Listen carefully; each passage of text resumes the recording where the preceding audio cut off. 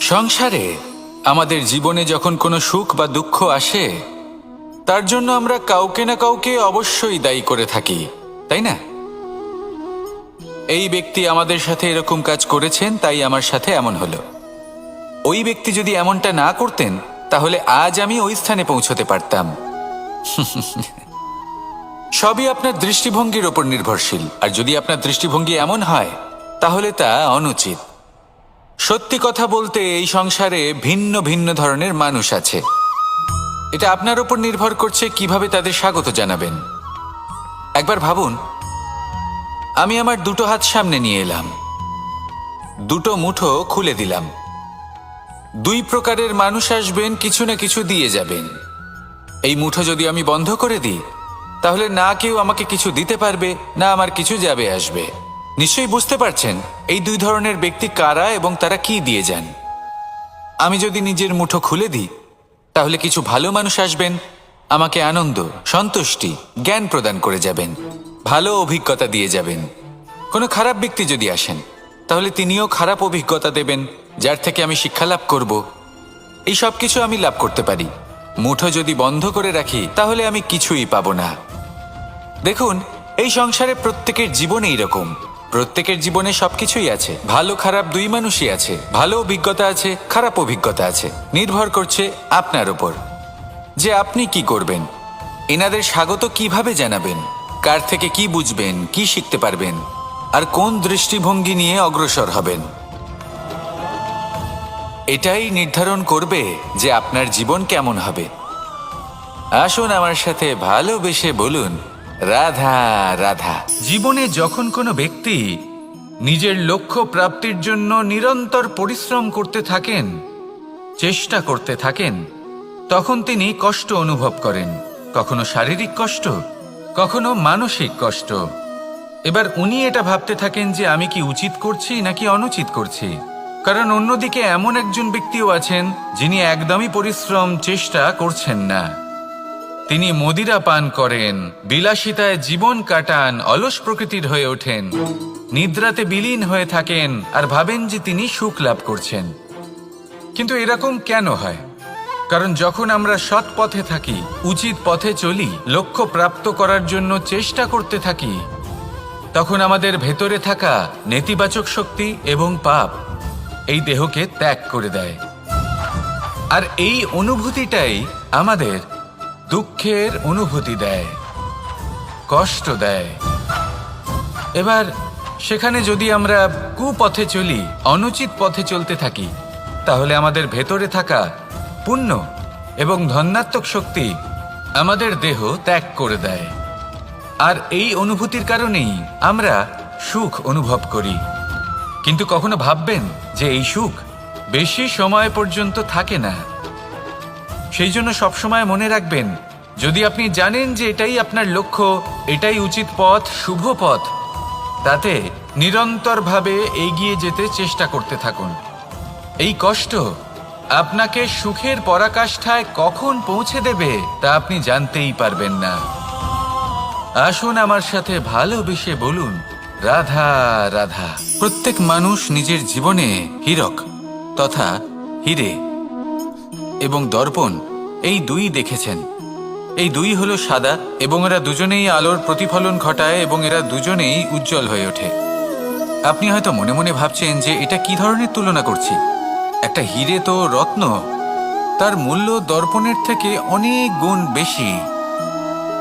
কিন্তু হীরে থাকাতে দর্পণের মূল্য কিন্তু কোনো অংশে কমে যায় না, তাই না? মানুষ যখন হীরে নিজের হাতে নেয়, তখন সবার আগে কি খোঁজে? দর্পণ, যাতে তার মধ্যে দিয়ে দেখে সে বুঝতে পারে যে সেই হীরে আদৌ তার শোভাবর্ধন করছে কিনা, তাকে ভালো দেখাচ্ছে কিনা, প্রসাধনের জন্য সেটা ব্যবহার করা ঠিক হবে কিনা। অর্থাৎ হীরের উপস্থিতিতে দর্পণের গুরুত্ব কম হলো না। দর্পণের কারণে হীরের মূল্য বোঝা গেল। আমাদের জীবনেও ঠিক এরকমই ঘটে।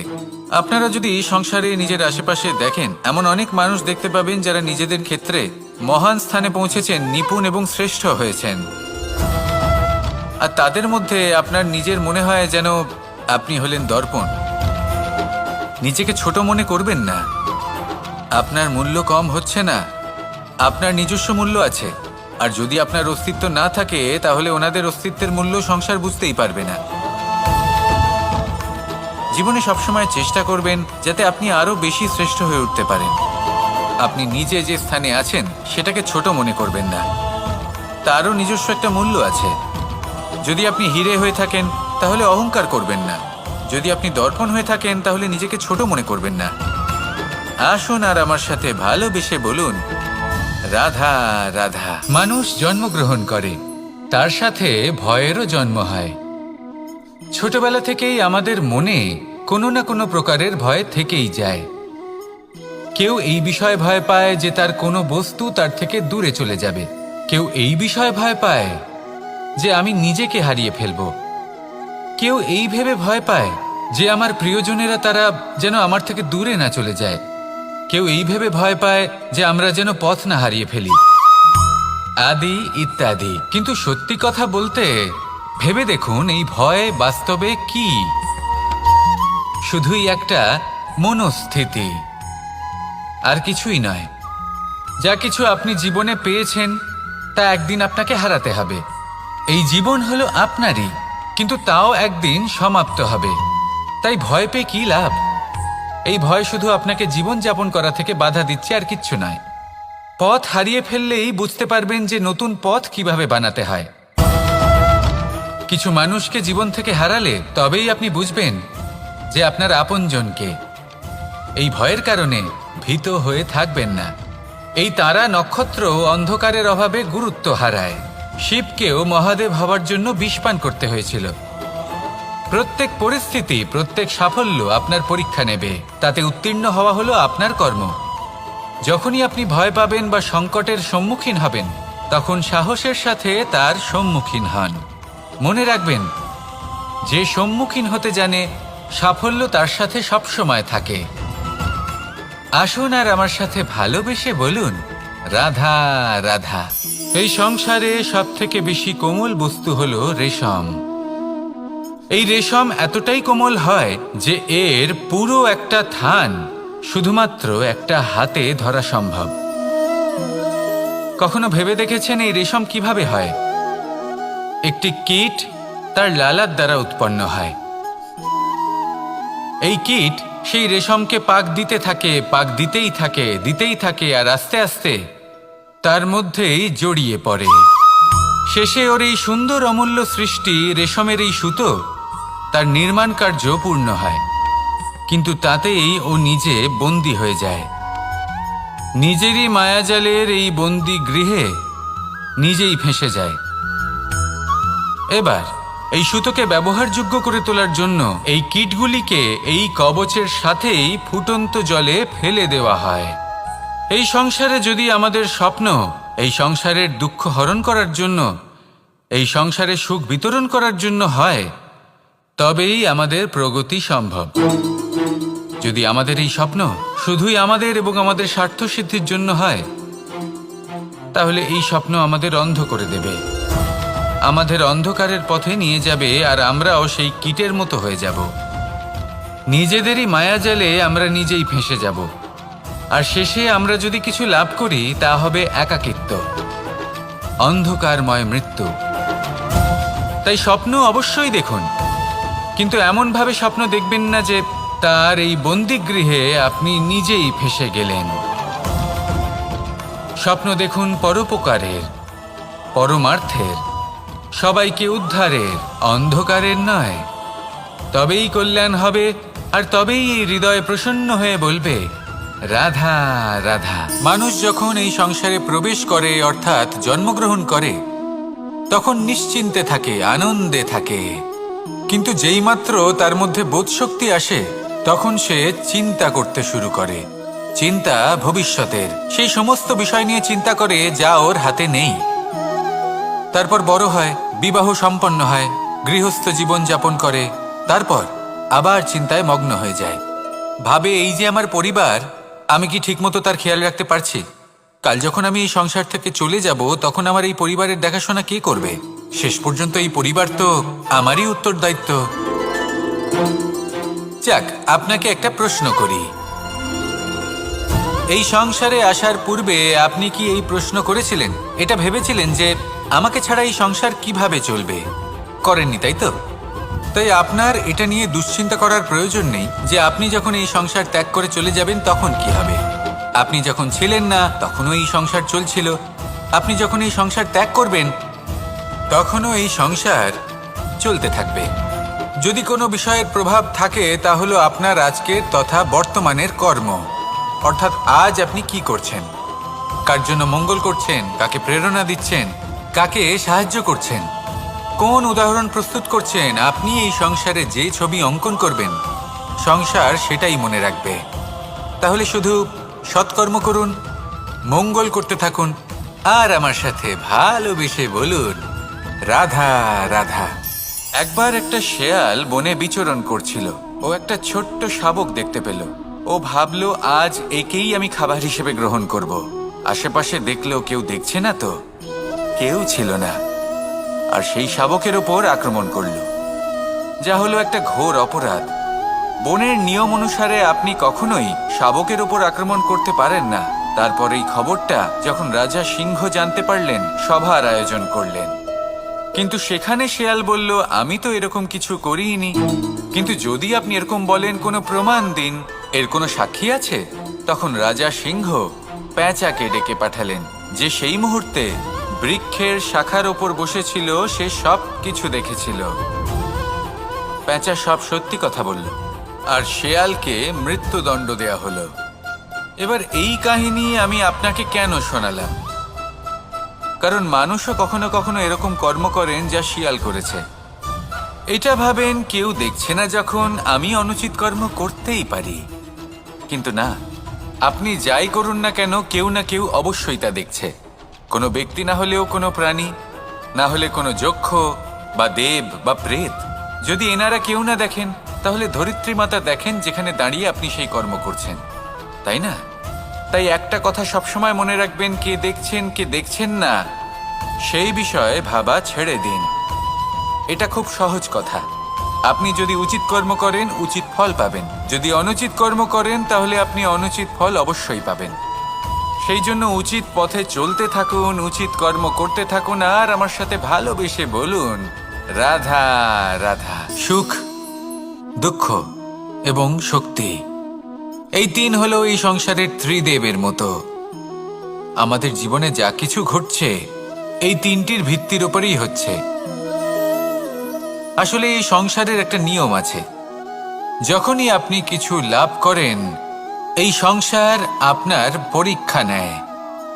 এটা জানার জন্য আপনার পরীক্ষা নেয় যে আপনি যা কিছুই লাভ করেছেন, আপনি কি আদৌ সেটার যোগ্য কি না। ঠিক সেইভাবেই এই সুখ, দুঃখ এবং শক্তি আপনার পরীক্ষা নিয়ে থাকে। যখন সুখ আসে, তখন সে আপনার পরীক্ষা নেয় যে আপনার মধ্যে অহংবোধ জাগ্রত হয়নি তো।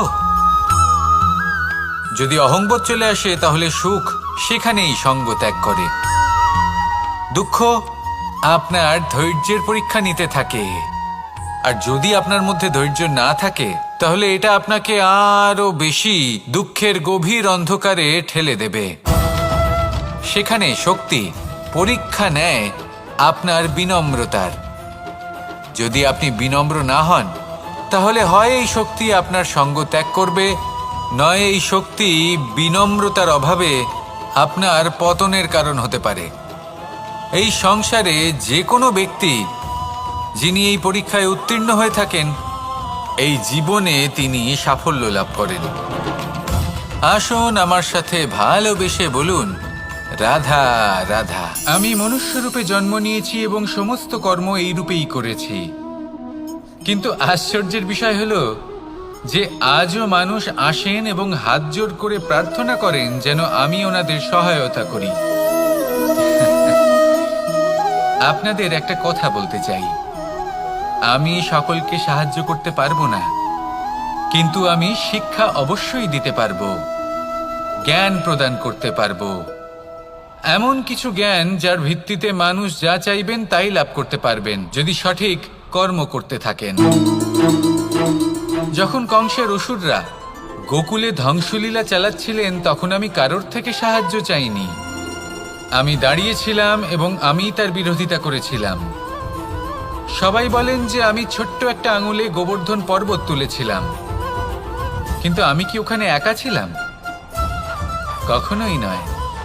আমার সাথে অসংখ্য গোকুলবাসী, অসংখ্য বর্ষণাবাসী ছিলেন, নিজের হাতে একটা লাঠি নিয়ে।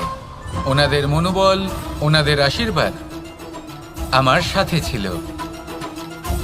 মহাভারতে আমি শুধুই শিক্ষক ছিলাম, আমি শুধুই শিক্ষা দিয়েছি। লক্ষ্য সাধন করেছে অর্জুনই, যুদ্ধ করেছে অর্জুনই এবং জয়ীও হয়েছে অর্জুনই। আমি শুধুই শিক্ষা দিতে পারি। অবশেষে আপনাকে শুধু এটুকুই বুঝতে হবে যে ঈশ্বর সবকিছু করতে পারেন না, করতে হবে আপনাকে। ঈশ্বর আপনাকে আশীর্বাদ করতে পারেন, যে কাজ আপনি মন থেকে করবেন সেটা অবশ্যই পূরণ হবে। সেই জন্য নিজের লক্ষ্যের পথে এগোতে থাকুন, চেতনা, বিবেক এবং পরিশ্রমের দ্বারা আপনার যা যা স্বপ্ন আছে, যা লক্ষ্য আছে, আপনি অবশ্যই লাভ করবেন। আর এই মন সুপ্রসন্ন হয়ে বলবে, রাধা রাধা। ভোজন। এই সংসারে যেই হোক না কেন, কোনো মানুষ হোক, কোনো প্রাণী হোক, কোনো কীট হোক বা কোনো বনস্পতি হোক, প্রত্যেকের জন্য ভোজন অতি আবশ্যক। কারণ ভোজন থেকেই শক্তি পাওয়া যায়, আর সেই শক্তি দিয়েই সংসারের, আমাদের জীবনের সমস্ত কার্য করা যায়। এবার এমন এক ধরনের শক্তি হয় যা শীতের ঋতুতে সূর্য থেকে আমরা পেয়ে থাকি, আর আরেক ধরনের উত্তাপ হয় যা দিয়ে ভোজন রান্না করা হয়, সুস্বাদু নানান ধরনের ভোজন। এবার অত্যন্ত গুরুত্বপূর্ণ হলো যে ব্যক্তি সেই ভোজন বানাচ্ছেন তার মানসিক পরিস্থিতি এবং সেই ব্যক্তি যিনি ভোজন গ্রহণ করছেন তার মানসিক অবস্থা। যখনই আপনি ভোজন বানাচ্ছেন তখন ভালোবাসার সাথে কাজটা করুন, ধন্যাত্মক ভাব নিয়ে, সৎ ভাবনার সাথে। কারণ আপনার এই মানসিক স্থিতি শক্তির আকারে সেই খাদ্যের সাথে মিলে মিশে যায়। আর যখনই আপনি ভোজন গ্রহণ করছেন তখন সদ্ভাবনার সাথে, প্রসন্নতার সাথে গ্রহণ করুন, ধন্যাত্মক ভাব নিয়ে। যদি আপনি প্রসন্নতার সাথে রান্না করেন, প্রসন্নতার সাথে খাদ্য গ্রহণ করেন, তাহলে আপনি প্রসন্নই থাকবেন। আর মন সুপ্রসন্ন হয়েই বলবে, রাধা রাধা। দীপাবলি আমাদের সবথেকে বড় উৎসব।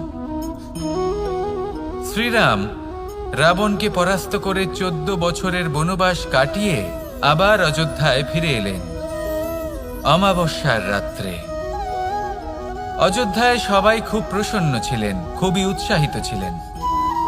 অযোধ্যায় সহস্র প্রদীপ প্রজ্বলিত করা হয়েছিল এই উৎসবে। একে আমরা দীপাবলি বলে থাকি। এবার এই বিষয়ে আমরা সকলে জানি। আপনি কি এটা জানেন যে শ্রীরাম বাস্তবে অমাবস্যার এক রাত আগেই অযোধ্যায় পৌঁছে গেছিলেন? সবার সামনে অমাবস্যার রাতে এসেছিলেন। এর কারণ কি?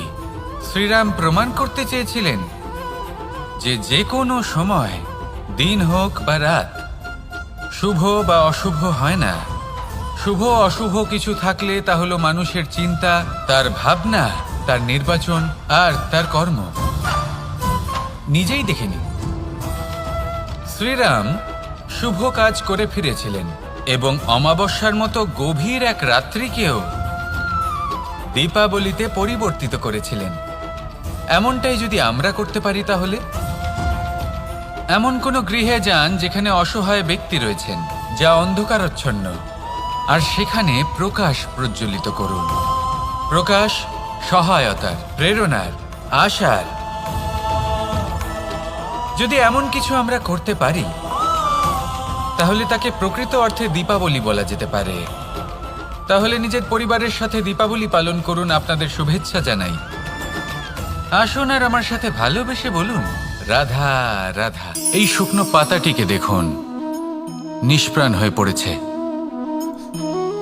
কোনো একটা সময় এই পাতাটি একটা গাছের ডালে ছিল।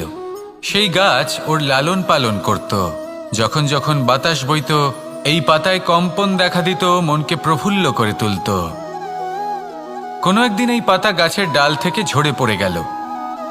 নিঃসন্দেহে ও নিজের স্বাধীনতা পেল, কিন্তু আস্তে আস্তে শুকিয়ে গেল, নিষ্প্রাণ হয়ে গেল। দেখুন, আমি এই কথা বলছি না যে স্বাধীনতা অনুচিত, কখনোই না। কিন্তু যে কোনো পরিস্থিতিতে স্বাধীন হতে চাওয়া এটা নিশ্চিতরূপে অনুচিত। আমরা যদি আমাদের জীবনে পরিবারের গুরুত্ব ভেবে দেখি, তাহলে এই পরিবারে যতই মতভেদ থাকুক না কেন, যতই মনোমালিন্য থাকুক না কেন, যতই বিবাদ থাকুক না কেন, এই সব মিটিয়ে নেওয়া অত্যন্ত প্রয়োজনীয়। সেই সব কিছু সমাপ্ত করা অত্যন্ত প্রয়োজনীয়। কখনো এই পরিবারকে ভাঙতে দেবেন না, কখনো এই পরিবার থেকে দূরে চলে যাবেন না। এই পরিবার হলো আমাদের জীবনের একটা অমূল্য সম্পদ, অমূল্য এক আশ্রয়, যা এই সংসারে হয়তো কোথাও আপনি পাবেন না। তাই একে আগলে রাখুন। ভেবে নিন আপনি পাতা আর আপনার পরিবার সেই গাছ। আসুন আমার সাথে ভালোবেসে বলুন, রাধা রাধা।